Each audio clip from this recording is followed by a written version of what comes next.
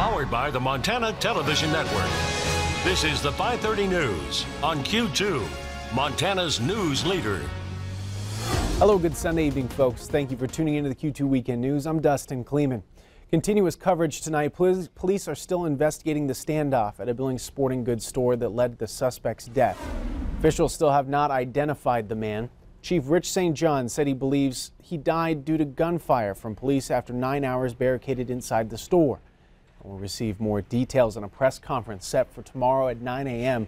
Cleanup, as you see, has begun at the Big Bear Sports Center, but it's unknown when they will officially reopen their doors for business. The store suffered significant damage to the entrance. We'll have more online, ktvq.com as well. In national headlines, a man walked into the First Baptist Church in Sutherland Springs, Texas, Sunday morning and opened fire, killing 26 people and injuring dozens more. According to the Wilson County Sheriff, the shooter was shot and killed by police following a brief car chase into a neighboring county. Authorities say the shooting began sometime after the church began its regularly scheduled service. According to witnesses, the shooting lasted around 15 seconds. We'll have more tonight at 10. A Billings man is killed in a head-on crash south of Townsend on Saturday. It happened last night when two vehicles crashed on US 287 south of Townsend. A 37-year-old man driver lost control of the vehicle, striking other pickup. He died on scene. The other vehicle had 4 occupants who were transported to the hospital with injuries. Speed is considered a factor in this crash. Road conditions were snow-packed and ice at the time. A bird hunter shot and killed a grizzly bear 5 miles east of Penderoy on Saturday. Penderoy is about 80 miles northwest of Great Falls. Montana Fish, Wildlife and Park says the hunter shot the adult female grizzly in the face with a 12-gauge shotgun. The grizzly was with 3 cubs. The bear did not make contact with the hunter. The hunter did not sustain any injuries. Authorities have not released the name of the man nor provide any other details. Montana FWP is still investigating the incident. In other news, a small town showing its patriotism today as it prepares for Veterans Day. The town of Roberts has honored veterans in special ways for 3 years now, and today citizens put up crosses for veterans who have died, as well as placing dog tag replicas for veterans who are still alive. That total, 308 crosses, 133 dog tags. All the men and women represented are from Roberts. One veteran, Joe Allen, died on Monday, and his family held the funeral on Friday. Now, his dog tags will be replaced with a cross this year. It's something they'll never forget, and this is something special that they're paying tribute to Papa.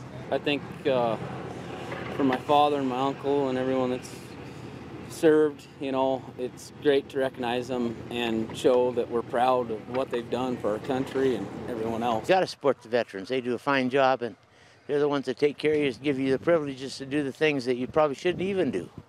Well, I think it's great. I mean, we're awful lucky to live in this part of the country. Yeah, I think it's great. I think it's fantastic that this little town comes out in such a big way and shows their patriotism and their honoring of their veterans. Beauty of small town Montana. Next Saturday in Roberts, the Allens and 3 other families will be presented the dog tags in a special Veterans Day ceremony. Tens of thousands of marathoners ran through the 5 boroughs of New York City today under tight security. CBS News correspondent Wendy Gillette reports from New York. The city and the state took no chances after last week's terror attack in Manhattan. Breaks the tape. It was a sweet victory for Shalane Flanagan, who became the first American woman in 40 years to win the New York City Marathon. Oh my God!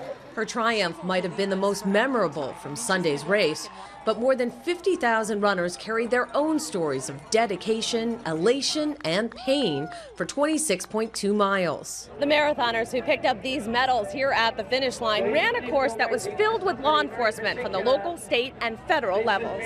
The extraordinary police presence came after Tuesday's terror attack in Manhattan, when a man who said he was inspired by ISIS drove a pickup truck onto a bike path, killing 8 people and injuring 11 others. Marathoner Knox Robinson said the increased security was obvious. There was a little tension as we got on the buses in the morning, but to know that law enforcement was out there sweeping the buses in full effect, in full plain view, making sure we were safe, that means a lot. There were also more vehicles blocking intersections than any other event held in New York City, as well as additional K-9 units, counterterrorism teams, and snipers. Runner Andrew Nicholson says the added measures were especially comforting after finishing the Boston Marathon an hour before 2 bombs detonated in 2013. Big thanks to the men in blue and everyone else supporting. I feel safe. I felt good running today. Race organizers say they did not see a spike in cancellations following last week's terror attack. Wendy Gillette, CBS News, New York. As many as 2.5 million spectators were expected to line the course to watch this year's marathon. Still ahead on Q2, Fish, Wildlife and Parks looking into getting ahead of chronic wasting disease in game. We need help from hunters this year. We'll explain next. And later in sports, the story of one Rocky Bear in the biggest battle of her life. For the team she says inspires her every single day. And in weather, where he used that extra hour of sleep to study the weather. Rob Griggs, hello, sir. Okay, I just looked at the pictures a little bit. Could be a slow commute tomorrow morning as another band of snow showers moves our way tonight. And some of the coldest temperatures we've seen since March are in the forecast. Those include daytime highs. Yeah, be sure to download your Q2 Storm Tracker weather app. It's absolutely free and absolutely essential. The complete Q2 Storm Tracker forecast is up in just a few. You're watching MTN News with Dustin Klemann. Storm Tracker weather with Rob Griggs. And sports with Casey Conlon. This is the 5:30 News on Q2, Montana's news leader.